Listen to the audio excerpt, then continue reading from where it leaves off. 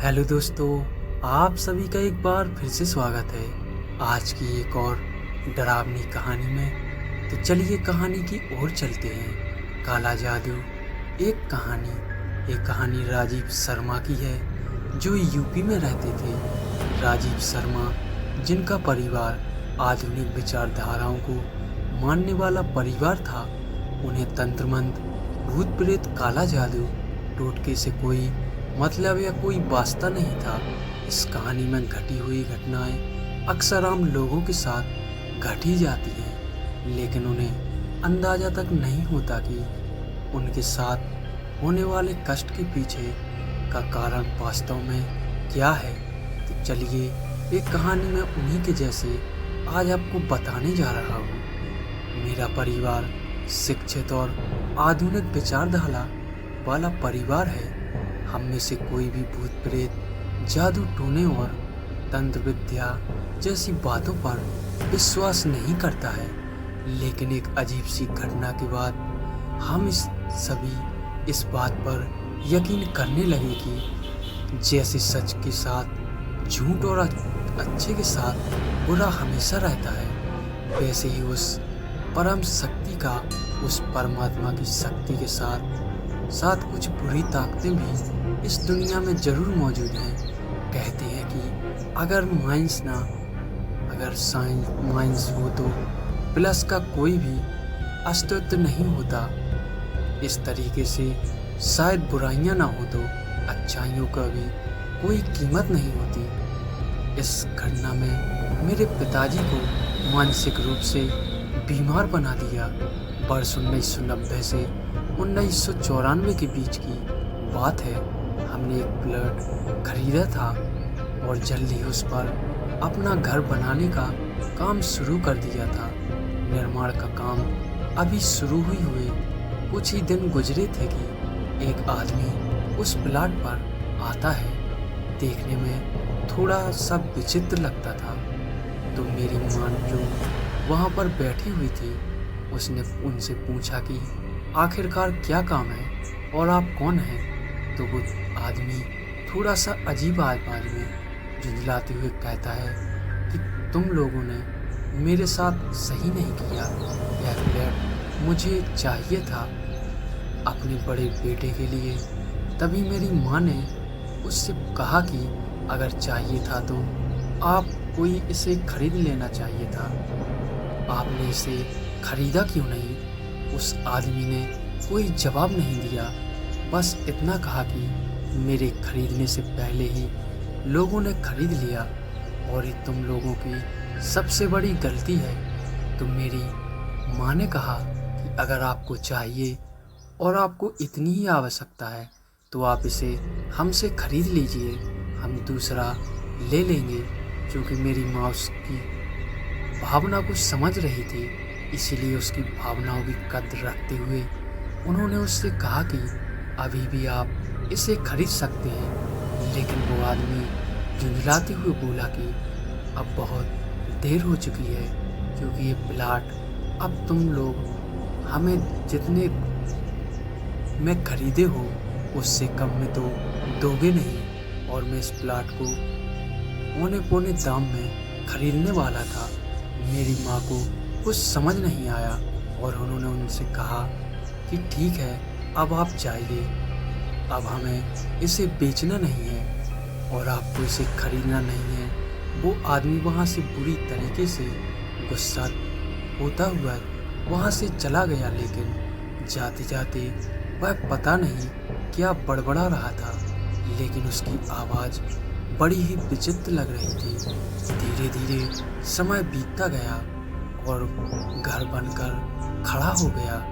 अभी पूरे तरीके से घर तैयार नहीं हुआ था, प्लास्टर भी नहीं था, लेकिन हम उसमें शिफ्ट हो गए और शिफ्ट होते ही शुरू होता है एक ऐसा मायाजाल जिसे हमें समझने में शायद बहुत देर हो गई। उस दिन के बाद हमें अक्सर अपने घर के बाहर कुछ जंगली फूल और फूल के छींटे दिखाई देते थे।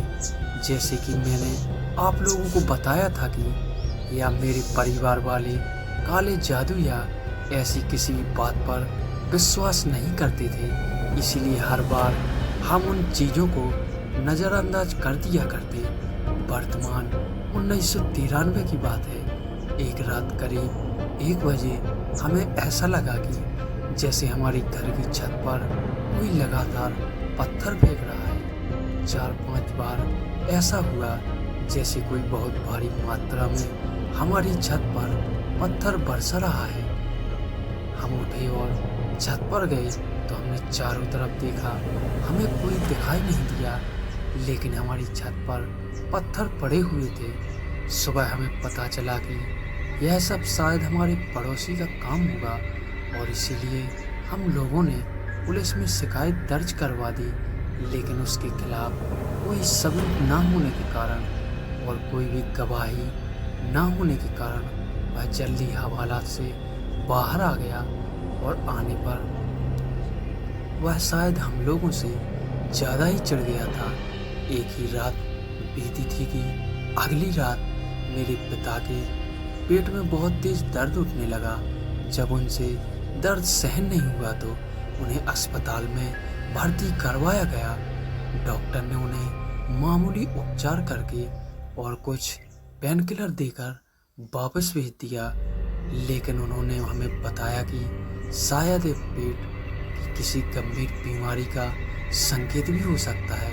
हम घर तो आ गए, लेकिन अगले ही दिन मेरे पिता के पेट में वही दर्द फिर से शुरू हो गया और उन्हें फिर अस्पताल ले जाया गया। इससे पहले उन्हें कभी ऐसी परेशानी नहीं हुई थी, इसीलिए हमने सोचा कि किसी और डॉक्टर को दिखाया जाए और उन्हें एक बड़े अस्पताल में भर्ती करवाया गया।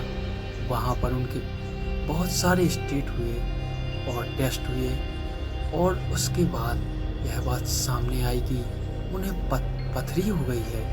वो भी इस लेवल की पहुँच गई थी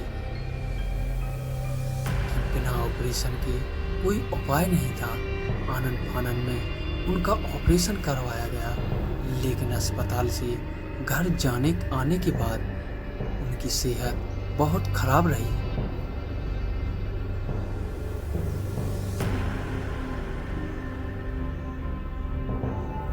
वह कुछ भी खा पी नहीं पा रहे थे, जिसकी वजह से वह दिनों दिन कमज़ोर पड़ते जा रहे थे। अब तो हालत ये हो चुकी थी कि मेरे पिताजी को रोज़ रात बहुत बुरे सपने आते थे। उन्हें हर बार ऐसा लगता कि कोई उन्हें मारने की कोशिश कर रहा है, कोई उनका गला दबा रहा है। वो उठकर बैठ जाते और चीखने चिल्लाने लगते। 2-4 दिन बीते ही थे कि उनकी हालत और भी बुरी हो गई।